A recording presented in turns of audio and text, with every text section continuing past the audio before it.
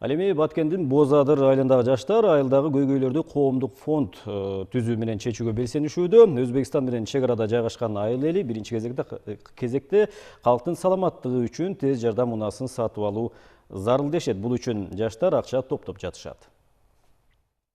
Боз Адыр жаштары коомдук фонду жакында эле уюшулуп, элеттеги көйгөйлөрдү четинен жоюу демилгесин көтөрүшкөн. Айыл жаштары ай сайын 50 сомдон фондко акча жыйнашат. Топтолгон каражатка биринчи кезекте тез жардам унаасын сатып алууну чечишкен. Проблемаларды чечиш үчүн ичине өкмөткө карабай өзүбүз аракет кылып, жаштар чечейик деп, ушинтип фонд уюштурдук.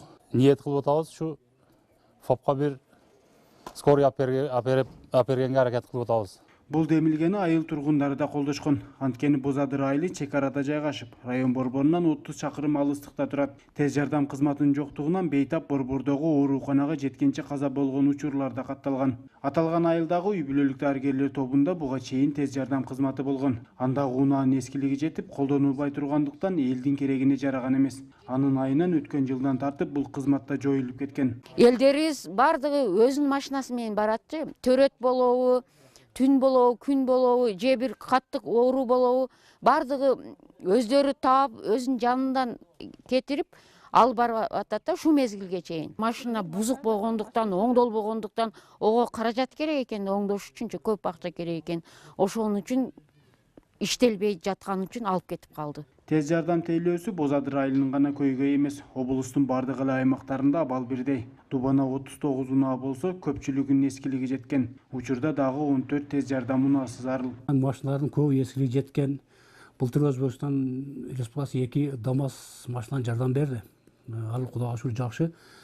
Анын ичинде бар абардарлар жок да, бизде араңыз заманбап абардарлар жок келет да бизге келсе. Мисалы үчүн 2 тонометр, баягыдай экстрени көрсөтө турган аппараттар жок. Аны отдельно сатып алабыз да. 14 машинага заявка бердим.